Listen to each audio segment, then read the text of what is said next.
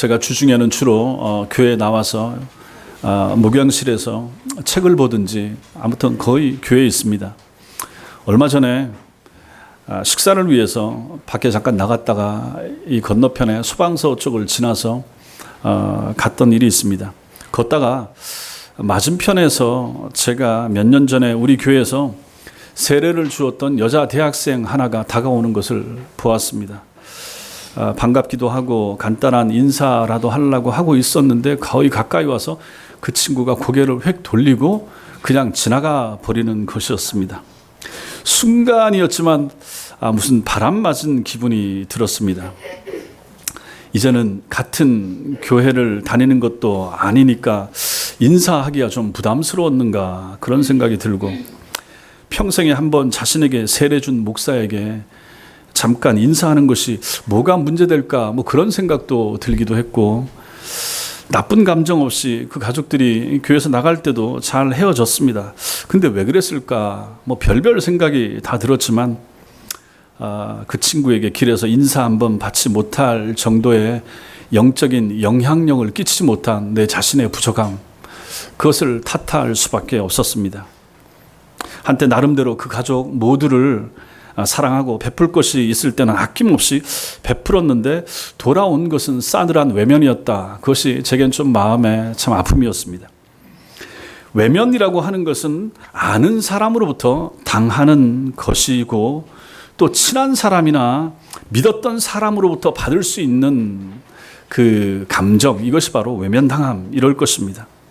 외면받는다라고 하는 것은 마음 상하는 일이고 배신당하는 마음입니다.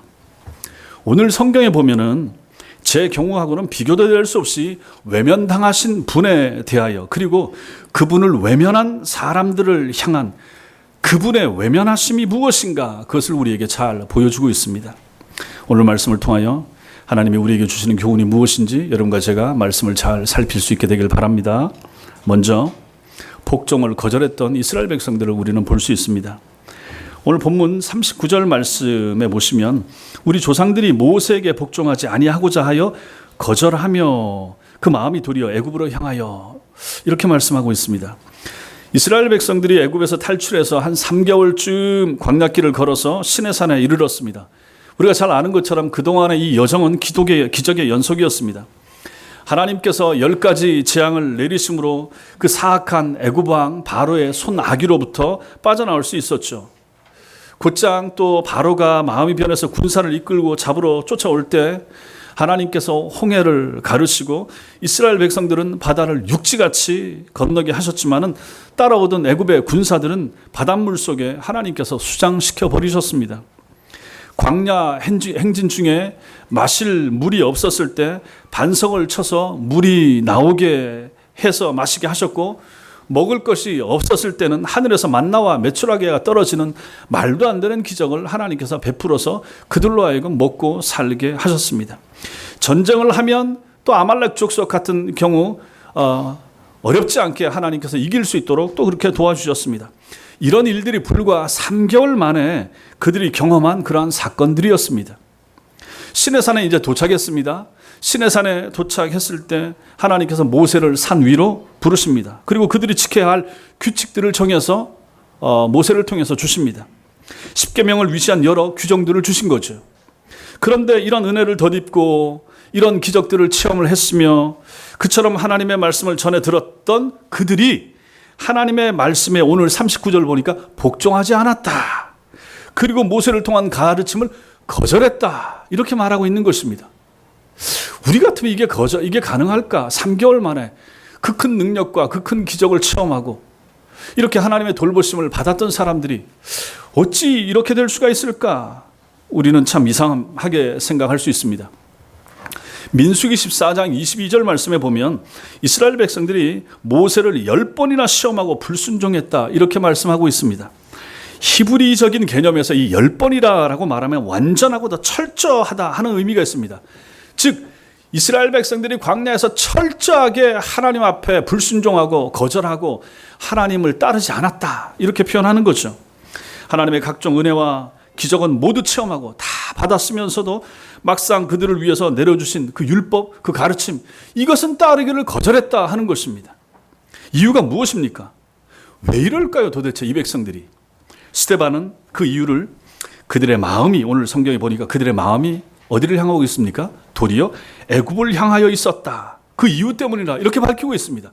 마음이 애굽을 향해 있는 거예요.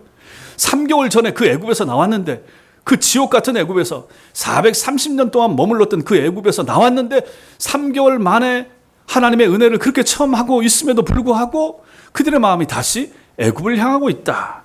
이렇게 말씀을 해주고 있는 것입니다. 그들의 마음은, 오늘 여기 나타나는 그들의 마음, 광야에 거했던 이스라엘 자손들 한 사람 한 사람의 마음입니다. 한 사람 한 사람의 마음이 그들 모두가 제각각 모세로부터 마음을 돌이켜서 애굽으로 돌아섰다라고 하는 의미가 여기 담겨 있는 거죠. 이것은 결국 말씀에 의하면 그들이 개가 그 토했던 것을 다시 삼키고 깨끗이 몸을 씻은 돼지가 다시 그 구덩이에서 뒹구는 거하고 똑같은 일이었던 것입니다. 아니 어찌 그리로 돌아가고 싶어 한단 말입니까? 말이 됩니까? 거기서 당했던 고난이 얼마나 힘들고 어려웠는데, 모세가 나타나기 전에 출애굽기 말씀을 보면 그들이 하나님을 향하여 고통스럽게 기도하면서 부르짖었다 그렇게 나오지 않았습니까? 그 부르짖음을 들으신 하나님께서 그들에게 해결책으로 보낸 사람이 바로 모세 아니었습니까? 그래서 그 모세를 통하여 이제 이렇게 나오게 됐으면 잘 순종하고 따르면 좋았을 텐데 이 사람들이 그렇지 않더라 하는 것입니다. 스데반이 이 말을 하고 있는 이유가 있습니다. 그것은 그 당시에 스데반 때에 그 이스라엘 백성들도 그 유대인들도 구원의 도를 전하시고 친히 구원을 완성하신 예수 그리스도의 말씀 앞에 순종하기를 거절했기 때문에 그런 것입니다. 그리고 또한 그들이 앞으로도 사도들의 가르침을, 스데반과 그 당시의 사도들의 가르침을 거절한다 그러면 과거 그들의 조상들처럼, 그 이스라엘 조상들처럼 광야에서 그렇게 행했던 그 조상들처럼 그들도 멸망하리라 라고 하는 것을 경고하기 위해서 이 말씀을 주고 있는 것입니다. 무서운 말씀이 되는 거죠. 모세 시대나 스데반 시대에 이스라엘 백성들의 문제가 무엇입니까? 도대체 그들의 문제가 무엇입니까? 그들의 불신앙 때문입니다. 그들의 불신앙, 하나님을 안 믿는 거예요. 그럼 그 불신앙의 자리가 어디입니까? 그 불신앙이 어디서 일어납니까? 그들의 마음입니다. 그래서 오늘 39절 말씀 보십시오. 우리 조상들이 모세에게 복종하지 아니하고자 하여 거절하며 그 마음이 도리어 애굽으로 향하여, 마음이다. 이게 중요한 거예요. 마음은 인격의 중심이고 욕망이 일어나는 자리가 바로 마음입니다. 불신앙이 머리로부터 오는 것이 아니라 여러분과 저 우리 마음에서 오는 거예요. 아담과 하와를 한번 보십시오. 그들은 하나님께로부터 완벽하게 지음을 받았습니다. 그런데 타락하고 말았습니다. 사단이 하와를 유혹을 할 때 무엇을 통해서 유혹을 했습니까? 하와와 아담의 지성을 통해서 유혹을 한 것이 아니라 그들의 마음의 호소에서 유혹을 한 거예요. 하와가 넘어졌고 아담도 따라서 넘어졌습니다. 그리고 이것이 원죄가 된 것입니다. 창세기 3장 6절에 보면 그 나무를 본즉 먹음직도 하고 보암직도 했다라고 말합니다. 마음의 작용이 되는 거죠. 원죄의 자리는 사람들의 마음이었습니다. 마귀가 보기를 권한 선악과 열매에 하와의 마음이 움직인 것입니다. 그리고 그 마음이 그녀의 행동을 이끌었고 결국 남편 아담과 온 인류에게 비극을 안겨주고 말았던 것입니다. 마음이 문제의 발단이었던 것입니다. 그러므로 모든 문제는 전부 다 마음에서 일어나는 것입니다. 주님께서 마태복음 15장 19절에서 뭐라고 말씀하십니까? 마음에서 나오는 것은 악한 생각과 살인과 간음과 음란과 도둑질과 거짓 증언과 비방이라 이렇게 말씀하셨습니다. 사람은 자기 마음이 원하는 대로 생각을 하고 자기 마음이 원하는 대로 행동을 하는 존재입니다. 또한 자기가 배운 지식, 자신의 경험, 그래서 자신이 느끼는 것을 전부로 알고 살아가는 사람들이 여러분과 저입니다. 그래서 시편 14편 1절에서는 뭐라고 말합니까? 어리석은 자는 그의 마음에 이르기를 하나님이 없다 하는도다. 그들은 부패하고 그 행실이 가증하니 선을 행하는 자가 없도다. 이렇게 말씀합니다. 하나님 안 믿는 사람들은 마음이 거절하는 거예요. 마음이 전도를 거절하는 거예요. 마음이 교회 나오기를 거절하는 거예요. 그 마음이 복음 진리를 거부하는 거예요. 하나님 없는 사람들은 마음이 부패한 사람들이고, 마음이 부패한 사람들의 행실은 가증하기 짝이 없는 상태가 되고 마는 것입니다.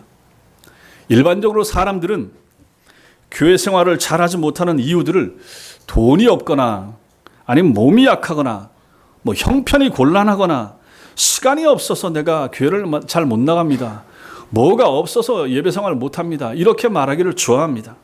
하지만 성경은 그렇게 말하지 않습니다. 그건 다 핑계입니다. 그들이 예배 생활을 왜 못합니까? 그들이 신앙생활을 왜 안 하고서 합니까? 그것은 바로 마음 때문입니다. 그 사람의 마음이 문제입니다.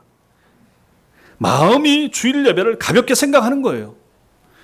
마음이 충성과 헌신을 교회에서 하기를 꺼리는 거예요. 마음이 헌금 드리는 것을 아까워하는 거예요. 마음이 성경 읽기, 성경 공부를 거절하는 거예요. 전부 다 여러분과 저의 마음이 문제입니다. 마음이 전부 다 이 작용을 하는 거예요. 부패하고 타락한 마음, 하나님 앞에서 악한 마음의 작용이 우리로 하여금 모든 신령하고 경건한 생활을 잘 못하게 이끄는 거예요. 환경이 문제가 아닙니다. 마음이 문제입니다. 마음이 가나안이 아닌 애굽이니 바른 믿음 생활이 불가능한 것입니다. 그 사람들은 애굽으로 돌아가서는 안 될 사람들입니다. 근데 그 마음이 애굽을 향하고 있는 거예요. 마음의 방향이 중요한 것입니다. 우리의 마음이 애굽을 향하지 못하도록 해야 됩니다. 여러분과 저 회심한 사람, 세례받은 사람, 구원의 확신이 있는 사람은 애굽에서 나온 사람들이에요. 여러분과 저는 우리의 마음이 다시 애굽으로 돌아가면 안 될 사람들입니다. 애굽은 눈에 보이는 죄악된 세상의 상징이 바로 애굽입니다. 우리의 옛사람, 옛 본성이 바로 애굽인 거예요. 거기로 다시 돌아가면 안 되는 거예요. 예수 믿기 전에 즐기던 기호, 취미, 가치관, 사상, 이게 전부 다 애굽입니다. 예수 믿기 전에 합당치 못했던 것들은 끊어내야 되는 거예요. 그걸 다시 즐거워하고 좋아하고 추구하고 따라가는 것은 가나안을 향해서 가는 사람들이 해야 될 바가 아니라 하는 것을 오늘 말씀이 우리에게 가르쳐주고 있는 것입니다. 이 모든 것들을 버려야 됩니다. 여러분과 저는 광야의 이스라엘 백성들을 한심하게 생각하죠. 어쩌면 이럴 수 있냐? 3개월 만에 어찌 이렇게 변하지? 여러분과 저도 마찬가지입니다. 별 차이 없습니다. 여러분과 저의 마음을 한번 들여다 보십시오.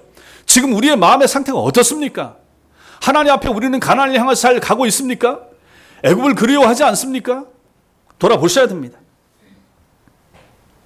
그리고 하나님의 말씀 앞에 무릎을 꿇고 그 말씀에만 순종하고 따라가기로 다짐하셔야 됩니다. 복음에 복종하지 않고 바른 가르침을 거절하는 곳에는 하나님의 심판만이 따른다 하는 것을 오늘 말씀이 여러분과 저에게 보여주고 있는 것입니다. 두 번째로 이스라엘 백성들은 우상을 만들고 우상을 숭배했습니다. 본문 40절 같이 읽겠습니다. 시작. 아론더러 이르되 우리를 인도할 신들을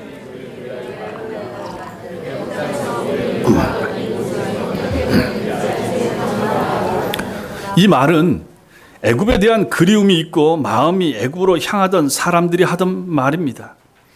그들은 애굽 사람들처럼 눈에 보이는 신을 필요로 했습니다. 그래서 아론에게 자신들을 인도할 신을 만들어 달라고 요구했습니다. 이 부분은 지난 시간에도 우리가 살펴보았습니다.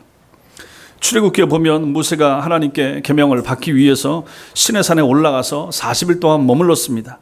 산 아래에 있던 이스라엘 백성들이 그 사이를 못 참고 모세 형 아론을 부추겨서 다른 신을 만들어서 인도함을 받자라고 했습니다. 실제로는 하나님의 형상을 만든 거죠.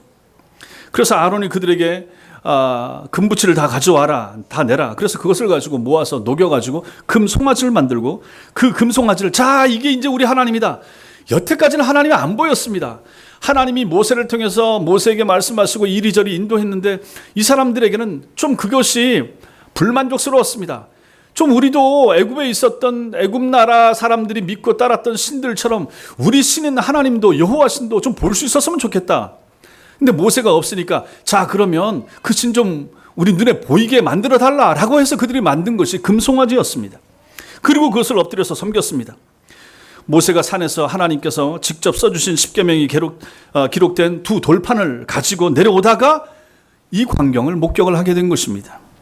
돌판에 제일 먼저 기록된 제1계명과 제2계명을 정면으로 위배하는, 우리가 오늘 읽었던 그 1계명, 2계명 정확히 위배하는 그런 행동을 하고 있는 기가 막힌 장면을 모세가 본 것입니다. 얼마나 황당하겠습니까? 하나님 앞에서 다른 신을 섬기지 말고 어떤 형상이든지 만들어서 그것을 섬기지 말라라고 말씀을 하셨는데, 그것을 전해주기 위하여 그 계명을 받기 전에라도 그들은 그렇게 만들면 안 되는 걸 알고 있었던 사람들입니다. 그 두 계명을 지금 확실히 위배하고 있는 짓을 그들이 하고 있었던 것입니다. 그래서 모세는 내려오다가 그 두 돌판을 던져서 깨뜨려 버리고, 또 하나님께서는 크게 진노하시면서 그들을 다 죽여버리고 다른 사람들을 다시 만들어서 그들을 통하여 큰 민족을 이루시겠다고 하나님이 말씀을 하셨습니다. 그러자 모세가 그 하나님 앞에 간곡히 요청하는 거죠. 오 하나님, 그렇게 하지 마십시오. 그러자 하나님께서 그들을 즉시 죽이는 일은 거두셨지만은 결국은 애굽에서 나올 때 20살 이상 된, 그 금붙이 만들어서 섬기는 일에 앞장섰던 20살 이상 되는 모든 사람들은 여호수아와 갈렙만 빼놓고 전부 다 광야에서 다 죽고 말았던 것입니다. 하나님께서는 그들을 그 자리에서 직접 죽이시지는 않았지만은 그들이 수명을 다해서 죽을 때까지 그들이 죽도록 40년을 기다린 거예요. 그 자리에서 안 죽이셨지만은 너희들은 가나안 땅에 들어갈 가치나 필요가 없는 사람들이라 라고 하시면서 40년을 그 모래밭에서 빙빙 돌면서 그들이 죽을 때까지 실제로는 기다리셨던 것입니다. 그리고 앞으로도 그들이 그러한 사도들의 가르침을 거절한다, 모세를 통한 가르침을 계속해서 거절한다 그러면 그러한 경고를 눈에 보이도록 하시기 위해서 하나님께서 그 일을 하셨다 하는 것입니다. 사람들의 마음이 애굽으로, 즉 세상으로 향하고 있을 때 일어나는 문제가 바로 이것이라 하는 것입니다. 그 마음을 만족시키기 위해서, 자신들의 마음을 만족시키기 위해서 하나님을 다른 신으로 대체한다든지 아니면 하나님의 형상을 만들고 그것을 섬기게 된다 하는 것을 여기서 보여주는 것입니다. 자, 그렇다면 그들은 왜 금송아지 형상을 만들어서 자신의 하나님이라고 불렀을까요? 지난 시간에도 이 부분을 말씀을 봤지만은 또다시 보면 왜 금붙이를 가지고 금송아지 만들어서 우리 하나님이라고 만들었을까요? 먼저는 그들이 애굽에서 쉽게 보아왔던 애굽인들이 섬기던 신이 송아지였기 때문입니다. 애굽에 신들이 많이 있습니다. 그 중에서 이들은 송아지 신을 보았던 거죠. 그래서 송아지 모양 만들고 그것으로 하나님으로 삼고 섬긴 것입니다. 당시 이스라엘 백성들이 생각한 하나님은 눈에 보이지 않으며 전능하신 유일신 하나님이 아니라 이방신, 이방 민족들이 형상으로 만들어 섬기던 잡다한 우상들처럼 좀 눈에 보이고 손에 만져지는 그런 물질적인 신이었으면 좋겠다라고 생각하고 그것이 결국은 송아지 형상으로 만들어지게 된 것입니다. 둘째로, 왜 이들이 금송아지를 만들어서 하나님으로 섬겼을까? 그 금송아지 모양으로 신을 만든 것은 신이 인간의 삶에, 자신들의 삶에 간섭하는 것을 싫어했기 때문에 그런 것입니다. 하나님께서 이스라엘 백성들을 구원해 주신 것은 좋지만은 이런저런 계명을 주고 가르침을 주고 해서 귀찮게 하는 것은 싫었던 거죠. 이거 하지 마라, 저거 하지 마라. 듣기 싫었던 것입니다.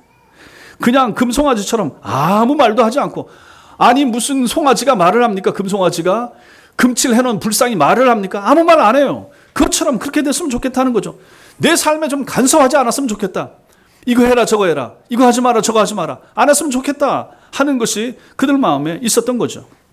그리고 그냥 가만히 입 다물고 있다가 자신들이 필요하면 이거 주세요 저거 주세요 기도하면 그냥 기적이나 일으켜주고 그런 복이나 주고 하는 신이었으면 좋겠다 하는 마음에 그들은 금송아지를 만든 것입니다.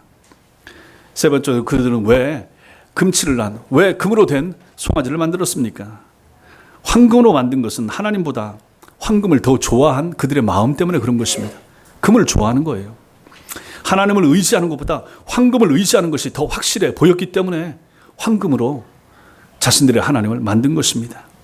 눈에 보이지 않는 하나님을 의지하는 것보다는 눈에 보이는 황금 송아지를 믿고 따르는 것이 더 현실적이었기 때문에 그런 것입니다. 이런 생각은 모세 시대 이후로 지금까지 모든 하나님을 믿는다라고 하는 하나님의 사람들, 신자들 마음에서 사라지지 않는 생각입니다. 그래서 오늘날 많은 사람들에게 절대적인 하나님은 실제로는 돈인 경우가 얼마나 많습니까? 교회 나오는 신자들 마음속에, 그 마음 중심에 하나님이 삼위일체 하나님이 더 크게 자리를 잡고 있는지 아니면 현실적인 돈이 그 자리를 차지하고 있는지 여러분 스스로가 한번 살펴보시라 하는 것입니다. 광야 시대 사람들은 금송아지를 만들어서 하나님이라고 섬겼지만 오늘날 이 시대 사람들은 돈이나 연금이나 노후 보장해 줄 수 있는 그 무엇에 하나님의 자리를 내주고 있는 것이 아닌가 하는 것이 오늘 말씀이 주는 그러한 메시지가 되기도 하는 것입니다. 그리고 또 보십시오. 본문 41절 말씀 41절 같이 읽겠습니다. 시작. 그때에 그들이 송아지를 만들어 이스라엘 백성들은 자신들의 손으로 금송아지를 만들고 그 우상 앞에 제사 드리고 자기 손으로 만든 것을 그 우상을 기뻐했다 이렇게 말씀하고 있습니다. 우상을 만들었다는 것은 하나님 앞에서 이거 실제로 죽을 죄를 진 것입니다. 하나님께서 제일 싫어하는 우상을 그것도 자기 손으로 만들어 놓고 그것을 만든 것으로 인해서 기뻐하고 뛰고 있고 춤추고 있는 이스라엘 백성들의 모습을 여기서 보는 것입니다. 그들은 기뻐할 수 없는 것을 그리고 기뻐하지 말아야 할 것을 기뻐하고 있는 것입니다. 이게 얼마나 큰 문제입니까?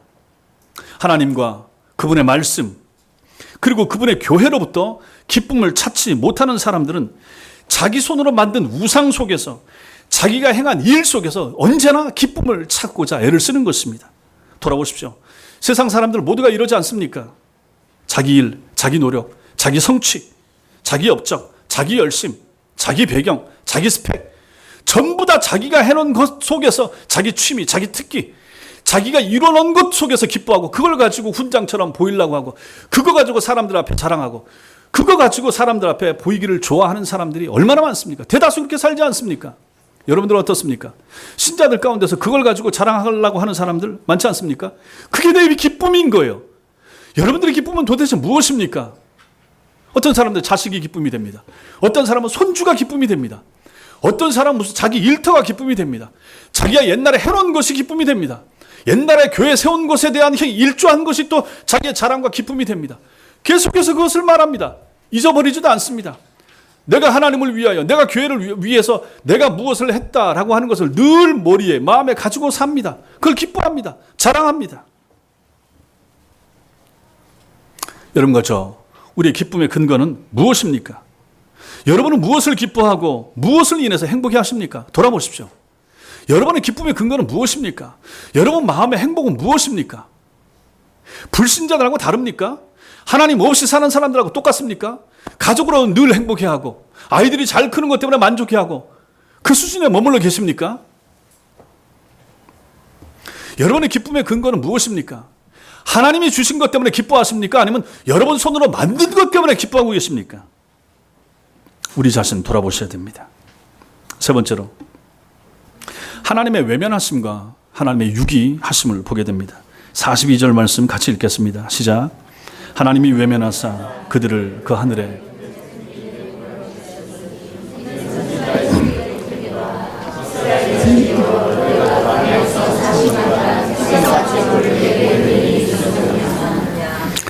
이스라엘 백성들이 우상을 만들어 놓고 그것을 자기 손으로 만들었다라고 기뻐하는 것을 보신 하나님께서 그들을 어떻게 대합니까? 외면해 버리셨습니다. 하나님이 외면하사 고개를 돌린 것입니다. 하나님께서 가장 미워하는 악을 행하는 그들에게서 등을 돌리셨다라고 하는 것입니다. 광야의 이스라엘 백성들은 교만해졌습니다.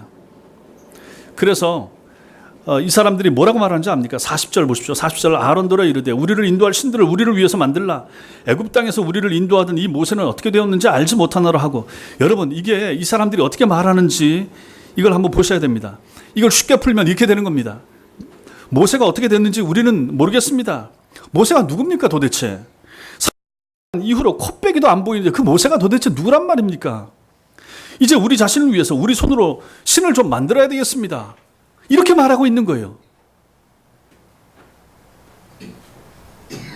그들은 자신들이 똑똑하다고 생각했으며 그래서 그들 편에서 먼저 하나님을 외면해버린 것입니다. 하나님을 향하여 먼저 고개를 돌린 것이죠. 그러자 하나님께서도 어떻게 하십니까? 그래? 네가 고개를 돌려? 그럼 좋다. 나도 너를 향하여 고개를 돌리마. 하나님도 외면하신 것입니다. 여러분, 사람의 외면과 하나님의 외면 중에 어느 편이 충격이 더 크겠습니까? 누가 더 손해입니까? 모자란 거죠, 사람들이. 마태복음 5장 45절에 보면 하나님이 그 해를 악인과 선인에게 비추게 하시며 비를 의로운 자와 불의한 자에게 내리우십니다. 이렇게 말합니다. 이게 뭡니까? 하나님의 선하심을 보여줍니다. 하나님께서 얼마나 선하신지를 말씀해 주는 구절이 되는 거죠. 신자에게만 햇빛 주고 신자에게만 물 주고 하는 분이 아닙니다. 불신자와 아니면 사악한 사람들, 나쁜 사람들, 북한 공산주의자들이나 우리가 싫어하는 사람들까지도 하나님께서 공기도 주시고 햇빛도 주시고 비도 주신다 하는 것입니다. 그 정도로 하나님께서는 선하고 인자하시고 자비로운 분이십니다. 그러한 하나님께서 모든 인생들을 향하여 자비하심과 인자하심을 거두지 아니하시는 당신의 얼굴빛을 비춰주시는 하나님께서 얼굴을 돌리신 것입니다. 외면하신 것입니다. 인생들로부터 고개를 돌리신 것이죠. 사람들은 하나님이 우리를 외면하실 수도 있다는 사실을 종종 잊어버리지만 그것은 사실입니다. 아하, 하나님은 늘 자비를 베푸시고 늘 사랑 많으시고 하나님은 늘 좋은 것으로 주시고 늘 하나님은 뭐 진노하거나 엄격하거나 무섭거나 하지도 않고 늘 좋은 옆집 할아버지처럼 그냥 털털하시고 그런 분으로만 생각하시는 그런 분들도 계신데 그렇지 않다 하는 것을 오늘 말씀이 보여주시는 것입니다. 그리고 하나님께서는 어떻게 말씀하십니까? 여기 보면 하나님께서는 그들을 그 하늘의 군대 섬기는 일에 버려두셨다 이렇게 말씀하고 있습니다. 여기 하늘의 군대, 이것은 하늘의 해와 달, 별 이걸 의미한다라고 지난 시간에 말씀드렸습니다. 금송아지 만들어서 섬기는 이들을 이제 태양도 신으로 섬기고 달도 신으로 섬기고 별도 섬기도록 하나님께서 그냥 내버려 두신 거예요. 자신들을 위한 온갖 우상들을 만들고 섬기는 일을 하나님께서 막지 않으셨더니 이제 점점 밑으로 점점 이제 막장으로 흘러 내려가고 있는 이스라엘 백성들의 모습을 보게 되는 것입니다. 여러분 이제 43절 보십시오. 43절 거기 같이 읽겠습니다. 시작. 몰록의 장막과 신 레판의 별을 받들었으며 이것은 너희가 절하고자 하여 만든 형상이로다. 내가 너희를 바벨론 밖으로 옮기리라 함과 같으니라. 여기 몰록의 장막이나 신 레파는 아수르와 바벨론의 신들을 말하는데 이스라엘 백성들은 광야에서 금송아지를 만드는 것에서 시작하더니 하늘의 해, 달, 별 이것들을 또 신으로 섬기는 것으로 발전하고 마침내는 당시 이제 가나안 땅에 들어가서 살다가 저 뒤에 이제 포로로 잡혀가고 아수르의 북왕조 망하고 남왕조 바벨론에 망하고 뭐 이러면서 그 땅에 들어가서 이제 온갖 이상한 잡신들도 따라 섬기는 지경에까지 이르고 있는 이들의 모습을 여기서 보여주는 것입니다. 해외 여행 해보셨죠? 여행하시면서 여기저기 가 보시면서 보면 어떤 나라는 코끼리를 섬깁니다. 어떤 나라를 원숭이를 섬깁니다. 어떤 나라는 고양이를 또 섬기고 뭐 인도 같은 데는 소를 섬기고 또 독수리 같은 것을 섬기는 사람들도 봤습니다. 말도 안 되는 것을 섬기죠. 일본을 가면 일본은 뭐 신이 뭐 60만인가 뭐 이렇게 된다고 하니까 하나님 없는 사람들, 하나님을 떠난 사람들, 그래서 하나님이 버려두신 사람들이 실제로 이 세상에서 섬기지 못할 대상은 아무것도 없는 것입니다. 인간에게 복을 줄 수 있는 힘을 하나라도 가지고 있으리라 기대되는 것들은 죄다 사람들은 섬기려고 하고 또 섬기고 있는 거죠. 어쩜 저걸 섬겨 싶은 그런 것을 섬기는 것이 인간들이란 얘기입니다. 아니 우리가 하나님 앞에서 마지막 날 지음받고 만물의 영장으로 지음받고 하나님 창조의 절정이었었는데 그 동물들을 섬기고 그 허접한 곤충들을 섬기고 말도 안 되는 것들을 섬기고 있다 하는 것입니다. 그것을 보시는 하나님의 마음이 어떻겠습니까? 여기서 우리가 42절에서 유의해야 될 단어가 있습니다. 그게 바로 버려두심이라고 하는 것입니다. 42절에 하나님이 외면하사 그들을 그 하늘의 군대 섬기는 일에 버려두셨으니 여기 버려두심이 나옵니다. 이 단어가 중요합니다. 한번 로마서 1장 찾아보겠습니다. 뒤로 넘기셔서 로마서 1장 24절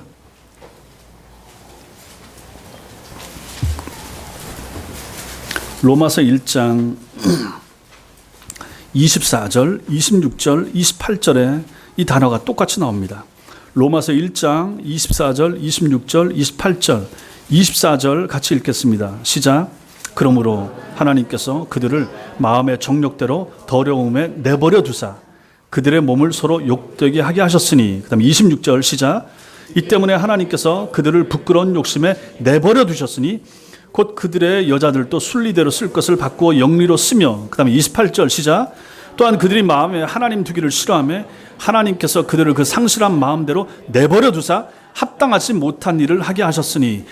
내버려 두시니까 29절에 그 모든 불의, 추악, 탐욕, 악의가 가득한 자요, 시기, 살인, 분쟁, 사기, 악독이 가득한 자요, 수군 하는 자요. 그 밑에 나오는 거 우매하고 뭐 부모를 거역하고 악을 도모하고 뭐 동성애부터 오만 더럽고 추잡한 일들이 다 여기서 나타난다 하는 것입니다. 이게 왜 이렇게 됩니까? 하나님이 버려 두시니까. 그래, 맘대로 한번 살아봐라. 내버려 두시니까 이렇게까지 되더라 하는 것입니다. 이것이 무슨 의미입니까? 하나님께서는 창조 이래로 당신의 선하심과 자비하심에 따라 인생들을 돌보셨는데, 그 방법 중에 하나가 인생들 가운데 있는 죄를 제한하시고 억제하시는 것이었습니다. 여러분과 제 속에 있는 죄와 악한 일들이 일어나는 것을 하나님께서 막으시고 억제하는 거였죠. 또 교회 공동체 속에, 사회 속에 이러한 악이나 심한 이러한 나쁜 짓들이 일어나지 않도록 하나님께서 억누르시는 것이었습니다. 그런데 여기서 교만한 이스라엘 백성들을 향하여 하나님께서 그러한 억제하심과 통제하시던 손길을 거두어 버리신 것입니다. 막고 있던 것을 하나님 손을 뗀 거예요. 제멋대로 하면서, 그래, 좋다. 내 말 안 듣는다고? 내 가르침에 순종하지 않겠다고? 그래, 그럼 니들 멋대로 한번 살아봐라 하고 손을 거두신 것입니다. 그랬더니 말도 안 되는 오만 잡신들을 이제 섬기고 있는 이방인들, 그리고 그들을 따라가는 이스라엘 백성들의 모습을 오늘 성경이 우리에게 보여주는 것입니다. 사람들이 의도적으로 하나님에게서 돌이킬 때 하나님도 의도적으로 참고 인내하시다가 의도적으로 이제 그들에게서 하나님께서 돌이키시는 것입니다. 하나님도 이제 외면하신다 하는 것입니다. 그 결과가 오늘 42절, 43절 말씀이 되는 것입니다. 다시 앞으로 7장 넘기셔서 42절과 43절 말씀이 하나님이 우리를 내버려 두시면 어떤 결과까지 생기는가를 보여주는 것입니다. 이것은 바로 비극이고 저주인 거죠. 오늘날 우리가 사는 세상에 인간이기를 포기하는 온갖 종류의 범죄들이 점차 늘어만 가고 있습니다. 이유가 무엇입니까? 바로 오늘 말씀이 그 답을 주고 있는 거예요. 하나님께서 세상의 악을 억누르지 않으시고 실컷 활개치도록 하나님께서 그들에게 그냥 허용하신 것입니다. 내버려 두신 거예요.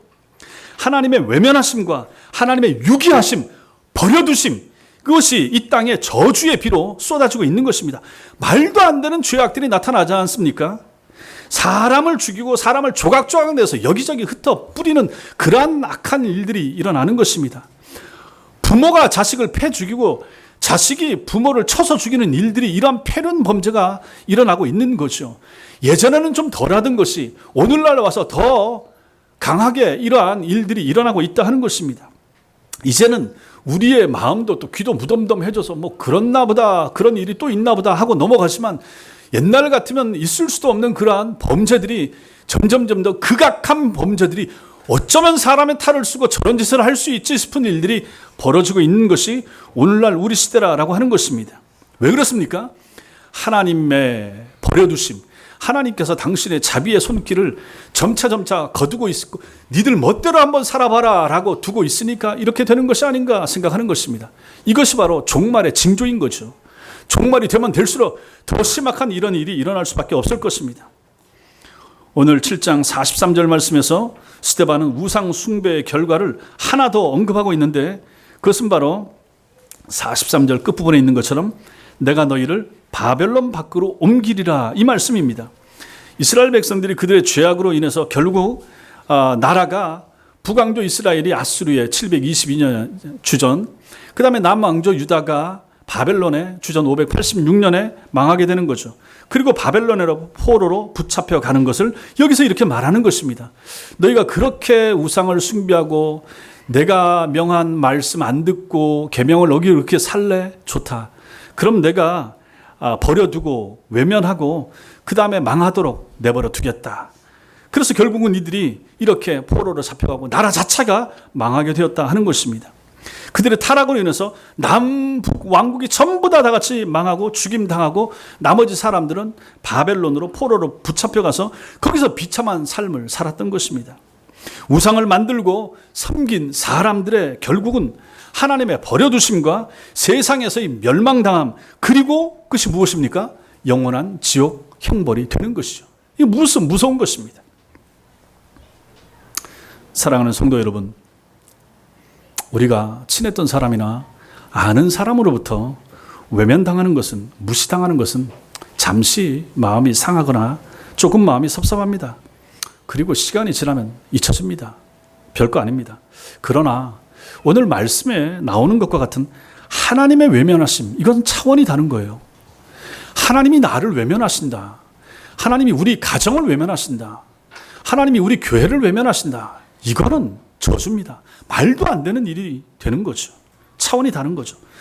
지속적으로 하나님의 말씀에 인생들이, 사람들이 복종하기를 거절한다면, 계속해서 그 마음이 가나안보다 애굽 쪽을 더 향한다면, 다른 표현으로 천국보다 세상의 것에 더 열심히 집착한다 그러면, 또 자신을 위하여 우상을 만들고 그 만든 우상을 기뻐한다 그러면 하나님께서 참으시죠. 처음엔 참으시죠. 몇 번 참으시죠. 인내가 많은 하나님께서 많이 참으시겠죠.